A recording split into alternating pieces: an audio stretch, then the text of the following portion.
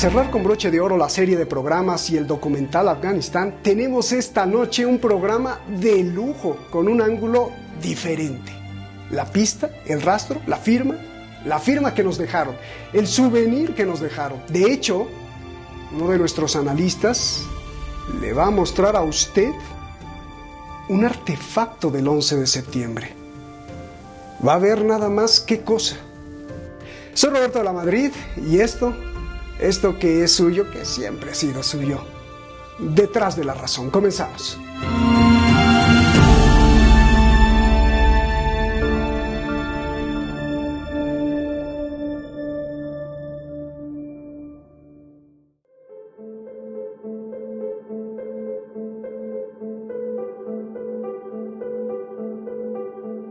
Septiembre es el mes del llanto y las filas. Sigue la gente desfilando para poner velitas, recordar y exigir. El FBI acaba de desclasificar un documento que prácticamente no dice nada. Uno de muchos que prometen revelar en los próximos años.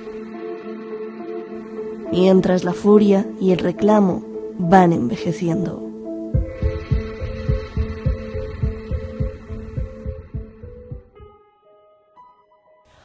Tenemos un museo con cosas funestas que hablan en silencio. Una calculadora, una minifalda, un uniforme, un casco, un número de un ascensor. Y también tenemos al grupo terrorista Al-Qaeda, que acaba de difundir un vídeo con motivo del ataque.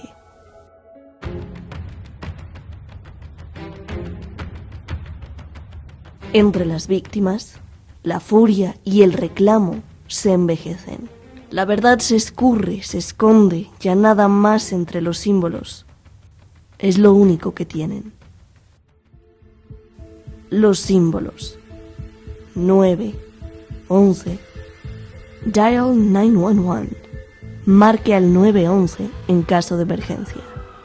¿Usted cree que es coincidencia? ¿Firma de la bestia o no? Fue un acto de una bestia de 1000 cabezas la que ordenó tirar las torres. No solo por la muerte que sucedió ahí, sino el día 9-11 o 11-9, que fue la marca para que comenzaran 20 años de muerte. 9-11, la historia también de los souvenirs del demonio.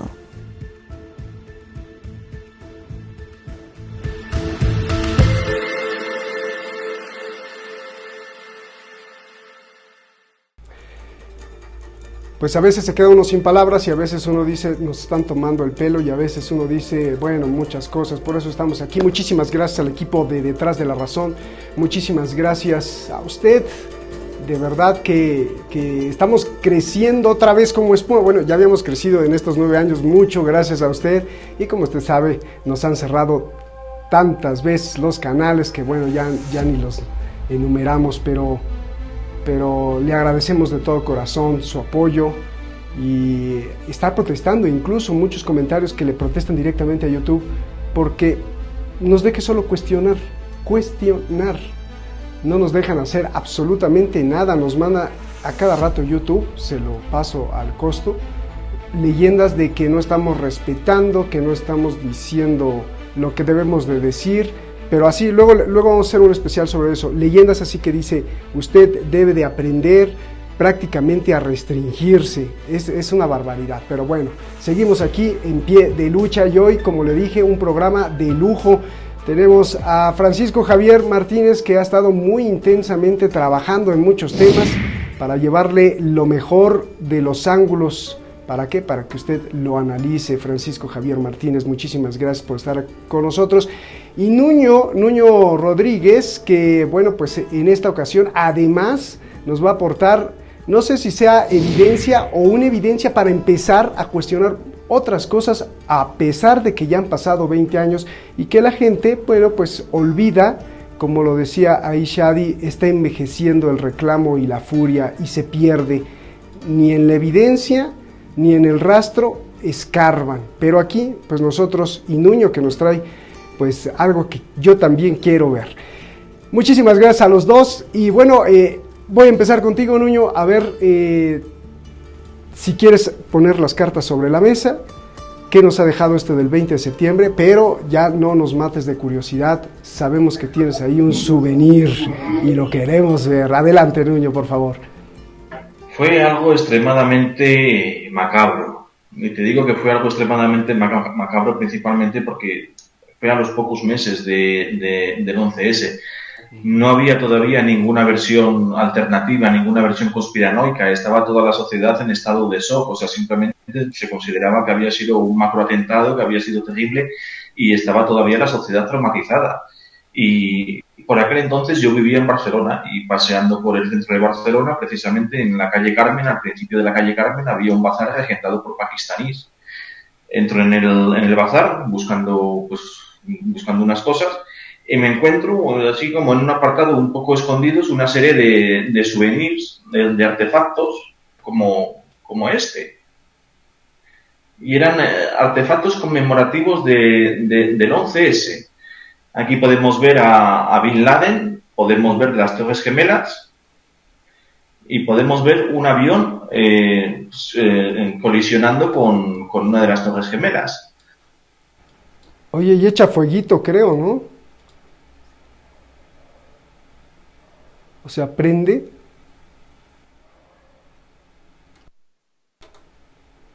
Yo le digo a usted, o sea, no es que estemos endiablados, pero usted se ha fijado en todos los programas, cuando hay algo así puntual, el algoritmo de algo, hemos cambiado una multiplicidad de programas para encriptarnos y no pasa, no, o sea, lo traspasan y cuando va a hablar, ahí está. O sea, y de verdad es molesto para nosotros, nos da una furia terrible de que queremos continuidad para que nuestros analistas expliquen las cosas y ahí se traba. Vamos con Francisco Javier, que creo que nos está escuchando y no le llegó a él la censura. Ahorita volvemos a restablecer conexión con Nuño. Francisco, hay dos cosas simplemente muy importantes, tú escoges por cuál empezar. ¿Los números y los símbolos tienen algún significado? ¿Es mera coincidencia de llame usted al 911 y el 911 es cuando suceden los ataques? Más aún, tú sabes muy bien que el 9 y el 11 desde la época de Sherlock Holmes, que inició con la ciencia forense tomada de Edgar Allan Poe en sus novelas, pues tienen mucho símbolo o mucha fuerza simbólica. Yo te voy a hacer esa pregunta, ya sabrás si tú quieres empezar por ahí o por la otra pregunta. La otra pregunta es la del oro, la de los movimientos bancarios, la de los movimientos de activos días antes del 11 de septiembre, como si alguien ya supiera y dijo vamos a retirar o vamos a mover para que no nos pase nada. Adelante, querido Francisco. Buenas tardes, un placer como siempre. En tiempos de crisis, en tiempos de angustia, de crisis múltiple, social, económica, cultural, existencial. Ay, Dios mío. La necesidad de muchas personas de explicaciones de cualquier tipo parece hacerles a estas personas más vulnerables y más abiertas a aceptar el atractivo de las profecías, del pensar mágico, irracional, de las coincidencias numerológicas y de las terminologías también de coincidencias. Aceptar tales explicaciones puede ser más reconfortante para enfrentarse a la verdad desnuda del horror vacui, del horror al vacío, de todo acto nihilista, criminal, aparentemente sin sentido, de actos horribles y desconcertantes que siempre tienen detrás ansias de poder, a mi parecer, y ansias de dinero. Pero vayamos al toro. Es decir, explicaciones de numerólogos esotéricos, de los cuales, repito, es pensamiento mágico. 11 números, 11 numerólogos, 11 de septiembre, 9-11, código telefónico de emergencias. Además, el 9-11, 9 más 1 más 1 es 11, 11 de septiembre, a 254 días del año. 2 más 5 más 4, 11. Quedan 111 días para acabar el año. Las Torres Gemelas similares al número 11. Número de vuelo del primer avión, 11. Si tomamos la palabra, el término City New York, evidentemente sin el of. También la suma de las letras CD, New York, suma 11. Afganistán suman 11. De Pentagon suman 11. A ver, repito, los templarios, si nos vamos a la fundación, que dudan, tenemos que coger de las dudas en el 1118 o el 1119. Si coge el 1118, la suma da 11. Todo esto, ¿qué quiero decir con ello? Repito, se busca una explicación y un pensamiento mágico. Curiosamente, por ejemplo, el servicio de inteligencia británico, antes de llamarse como se llama el M16, el anterior M15, M16, el servicio Service Intelligence Service, la sigla era SIS, solo faltaba una I para que fuese ISIS, era SIS. Estaba, cuando se cambió al cuartel general de Vauxhall Cross, estaba curiosamente cerca de una logia, la logia del Ordo Templi Orientis, OTO, también que celebraban en los años 90 sus reuniones detenidas en Bannington Center, en el número 11 de Vauxhall Grove, en Reino Unido. Pero bueno, digamos que todo esto de la OTO, de la rama londinense, del ritual de la bestia que se hace dentro de los ritos de la OTO, que es una orden paramasónica, porque hay órdenes masónicas, contramasónicas, paramasónicas, y esta es una orden paramasónica. En el ritual de la bestia, el número 11 es muy importante en los rituales de Aleister Crowley, que fue espía y ocultista de Winston Churchill durante la Segunda Guerra Mundial.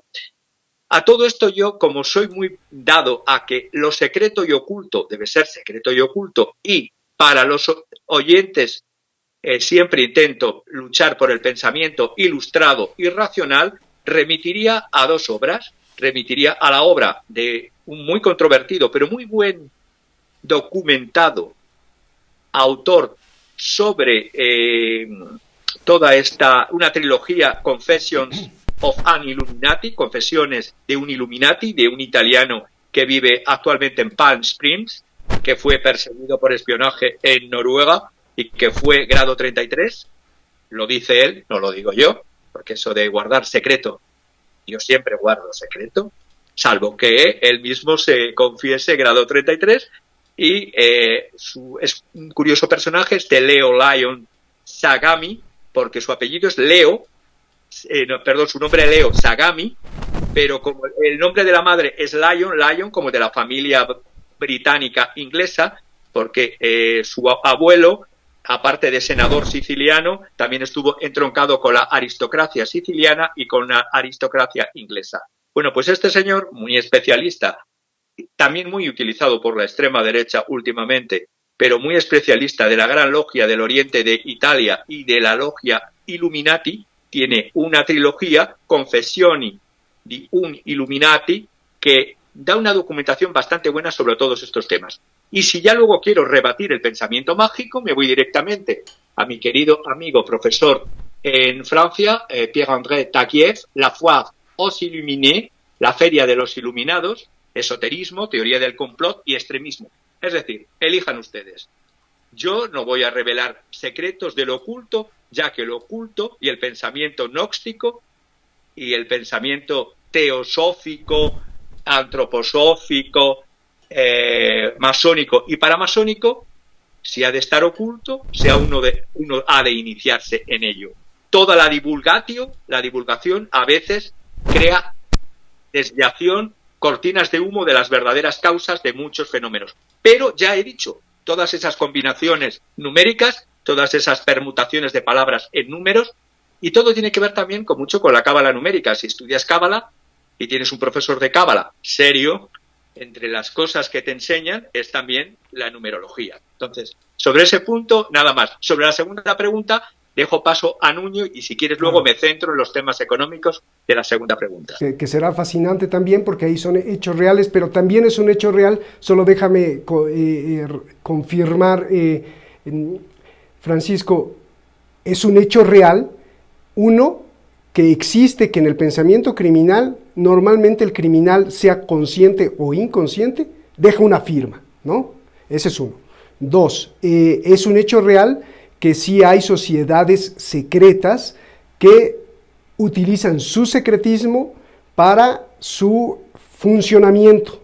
Y estas sociedades secretas hay tanto de esparcimiento, de diversión, como dentro de las inteligencias de las grandes potencias. Es un hecho estas cosas, ¿no, Francisco?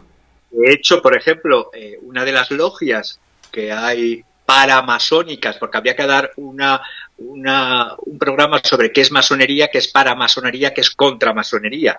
Uh-huh.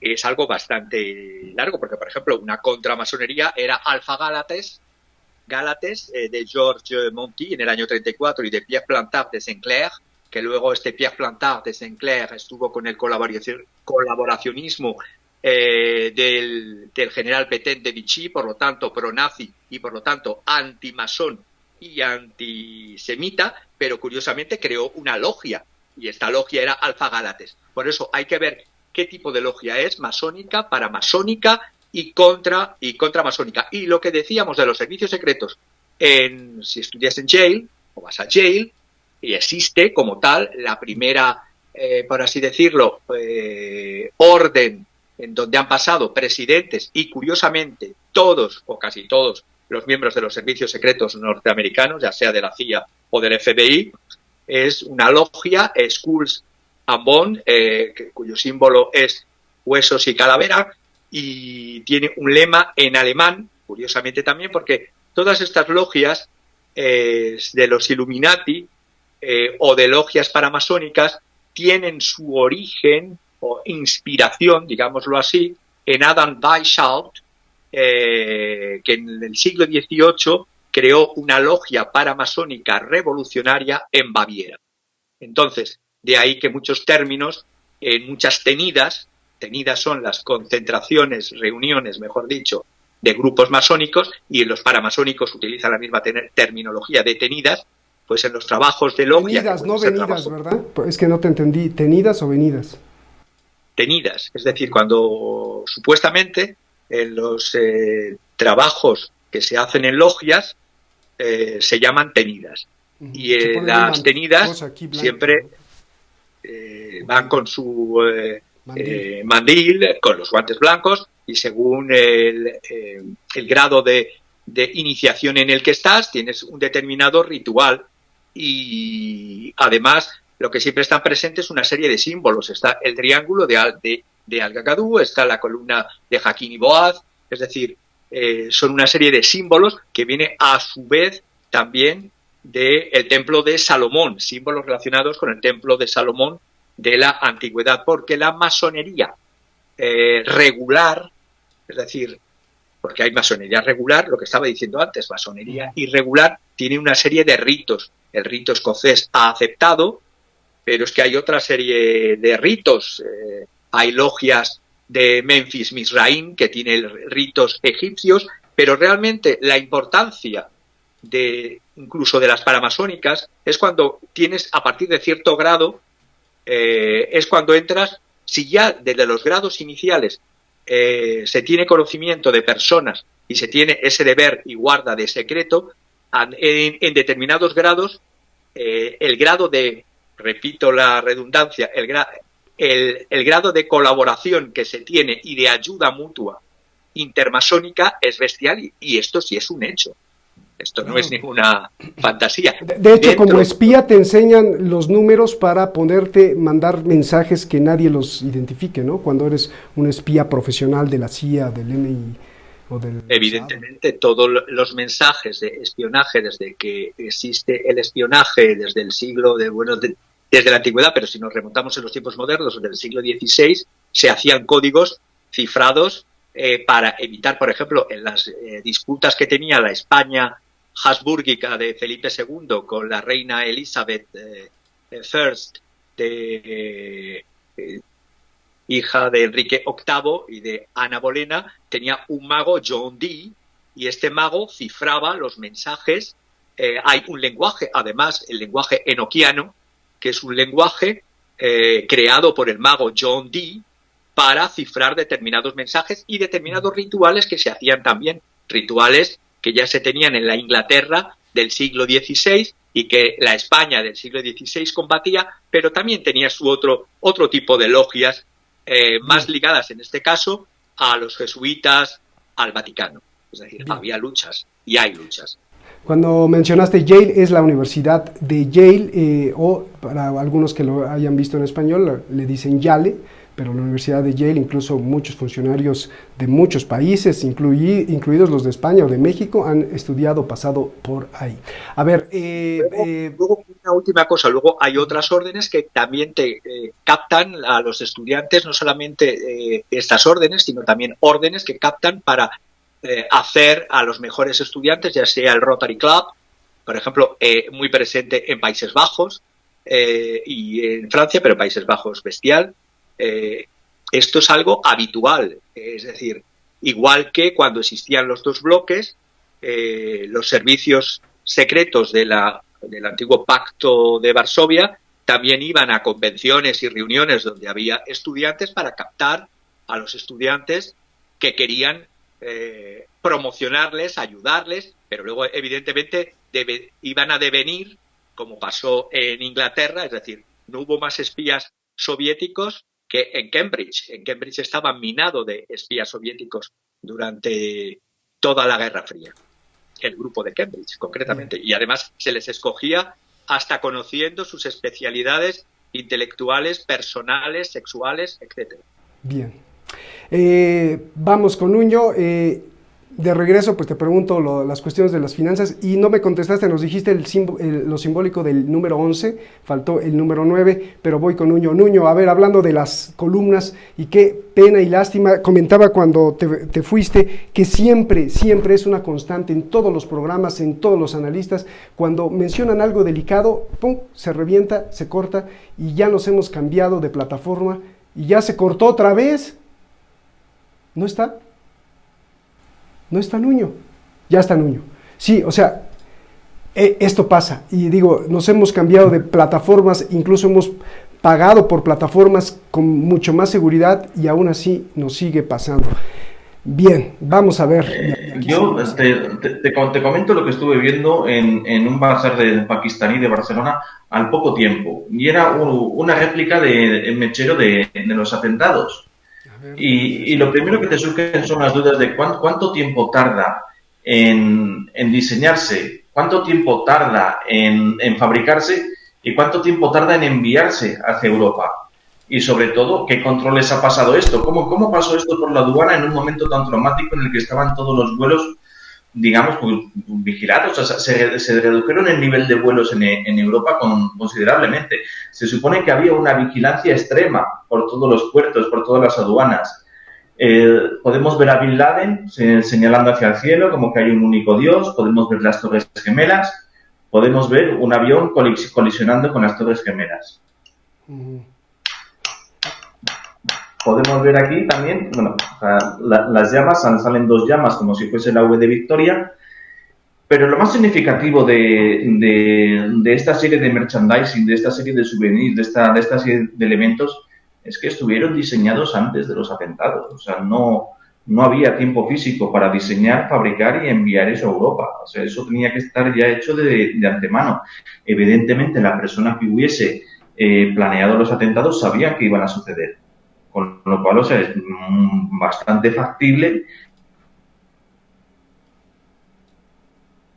Se cortó.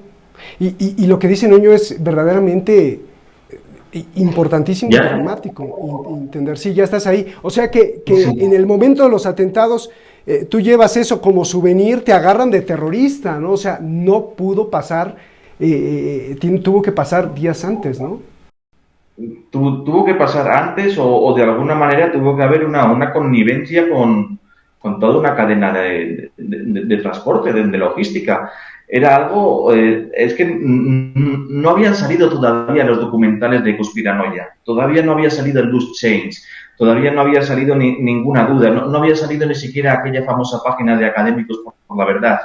Era el momento en el que la sociedad estaba todavía traumatizada, en la que estaba en un estado emocional total y absolutamente devastado. Y .